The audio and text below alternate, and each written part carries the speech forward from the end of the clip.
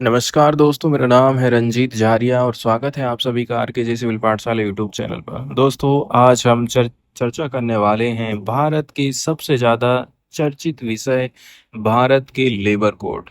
जैसे कि नाम से ही स्पष्ट हो जाता है, हमारे देश में कंपनी में जो काम करने वाले वर्कर हैं, उनके अधिकारों को लेकर के कि भाई उनका शोषण ना हो सके, इसके लिए कुछ कानून बनाए गए थे हमारे देश में।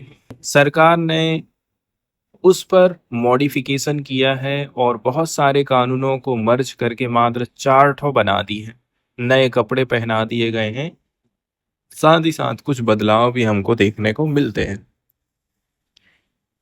बहुत सारी चीज़ों के लिए वर्कर लोगों ने लड़ाई लड़ी है, जैसे कि 8 घंटे की जो अभी शिफ्ट चलती है, इसके लिए ना जाने कितने लोगों ने संघर्ष किया होगा।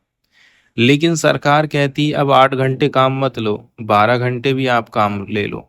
फिर ये 12 घंटे से 24 घंटा भी हो जाता है, तो भी कोई ताज्जुब वाली बात नहीं होना चाहिए। सेकंड नंबर की बात ये थी हड़ताल को लेकर के। ठीक है, पहले हड़ताल को लेकर के जो हमारे देश में कानून थे वो काफी मजबूत थे।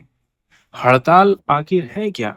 भाई, कंपनी के मालिक जब मनमानी करने लग जाते हैं, उचित हमें वेज नहीं मिल पाता है, उचित रेट नहीं मिल पाता है, पे रिवीजन सही टाइम पे नहीं हो पाता है, तो लोग हड़ताल करते नहीं, तो हड़ताल करने का कोई शौक नहीं रहता वर्कर लोगों को।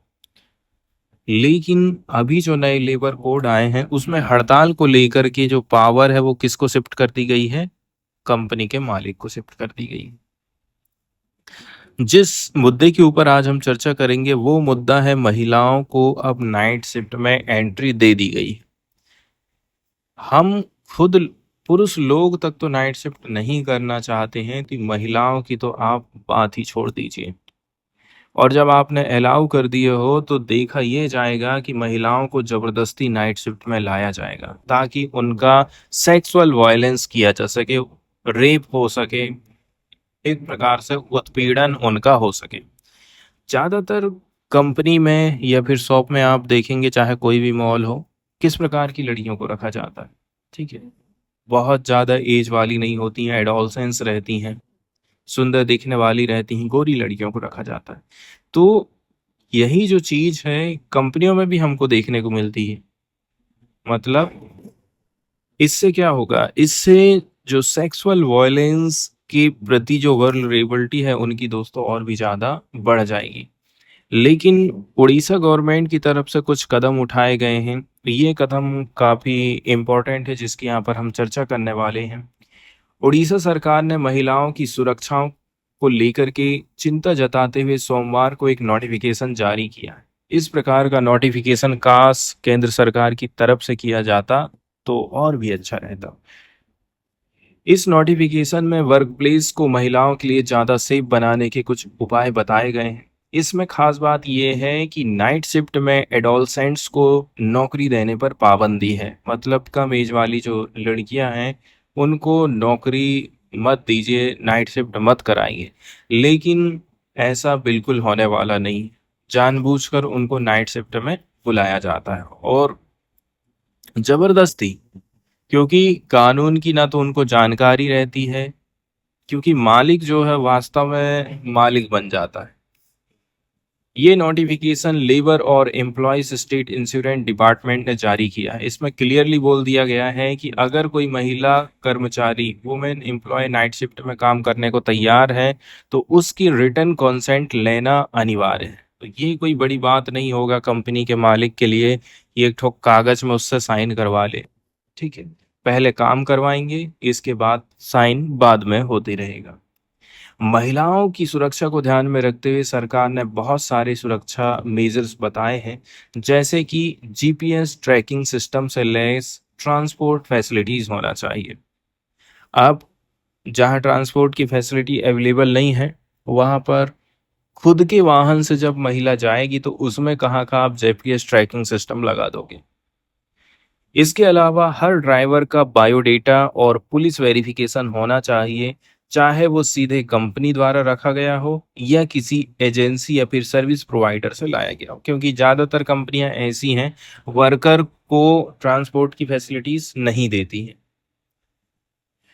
इसके बाद दोस्तों ऑफिस या फिर काम की जगह पर वॉशरूम और ड्रिंकिंग वाटर की सुविधा बहुत ज़रूरी है। साथ ही साथ वर्कप्लेस और शौचालय कन्वीनियंस की ओर जाने वाले रास्तों में सीसीटीवी सर्विलांस और प्रॉपर लाइटिंग होना ज़रूरी है। इसके अलावा बोला जा रहा है कि नोटिफिकेशन में ये भी बोला जाता है ऑफिस और वर्कर को ले जाने वाली गाड़ियों में हेल्पलाइन नंबर प्रोमिनेंटली डिस्प्ले किए जाने चाहिए। अब जब ट्रांसपोर्ट व्हीकल ही अवेलेबल नहीं रहेगा तो ये हेल्पलाइन नंबर कौन से काम का। महिलाओं के लिए गवर्नमेंट हेल्पलाइन नंबर 181 है। लेबर एंड ईएसआई विभाग की हेल्पलाइन है 1834 56 703। ये जो नंबर होते हैं सरकारी विभाग के नंबर दोस्तों बड़े मुश्किल से लगते हैं। इस चीज का भी ध्यान सरकार को रखना चाहिए। पता चला कि 100 बार मिस कॉल कर दिए हैं लेकिन 100 बार कॉल गया है लेकिन एक बार भी रिसीव नहीं किया गया। एम्प्लॉयर को ये भी सुनिश्चित करना है कि किसी भी महिला कर्मचारी को लास्ट शिफ्ट और अगली नाइट शिफ्ट के बीच कम से कम 8 घंटे का रेस्ट मिलना जरूरी है। एक चीज यहाँ से मिस हो गई है दोस्तों, वो ये है कि जो नाइट शिफ्ट चलेगा, जैसे कंटिन्यू यदि प्रोडक्शन चल रहा है, इस कंडीशन में कितने घंटे का रेस्ट महिला को मिलेगा, क्योंकि 8 घंटा यदि वो काम करती है तो 2 महीना 3 महीना 4 महीना 5 साल 10 साल करेगी, इसके बाद उसका शरीर जवाब दे देगा। इसलिए कार्य के दौरान 8 घंटे की शिफ्ट में उसको रेस्ट कितने घंटे का मिलेगा? 4 घंटे का काम और 4 घंटे का रेस्ट, इतना तो बनता है। और इतना भी यदि नहीं मिल रहा है तो मिनिमम 2.5 घंटा तो रेस्ट मिलना ही चाहिए नाइट शिफ्ट में पार्टिकुलरली। लेकिन लोगों को अपने अधिकारों के बारे में जानकारी नहीं रहती है, इसलिए कंपनी का जो मालिक होता है वो शोषण करते जाता है। कंटिन्यू 8 घंटे की धमकी दे देगा और कंटिन्यू 8 घंटे काम करवा भी लेगा बैठा के, तो कोई कुछ भी नहीं कर पाएगा मालिक का। इस प्रकार से जो सेक्सुअल वायलेंस है, इसके होने की संभावना और भी ज़्यादा हो जाती है। या तो आप हमारी बात मानो या तो फिर ऐसा होगा।